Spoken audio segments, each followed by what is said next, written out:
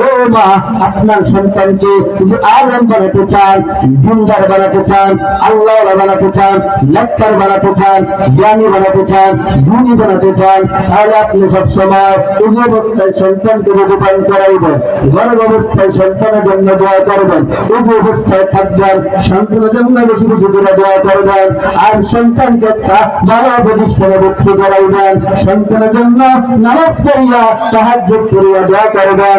অনেক মা বাবা সন্তানকে মাদ্রাসা দেয়, আর কলেজে দেয়, মাদ্রাসা দেয়, হাফেজ হইতো, মুফতি হইতো, মুহাদ্দিস হইতো, স্বপ্ন স্বপ্ন স্বপ্ন, অথচ মা বাবা নামাজ পড়ে না, ঠিক মতো ভর্তা করে না, খালার মতো চলে না।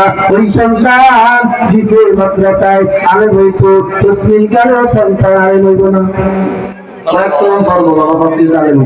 আল্লাহর কসম করে হইতো হইতো না, ঠিক না বলে? সন্তানকে মাদ্রাসা দিচ্ছেন না, শুরু করে দেন।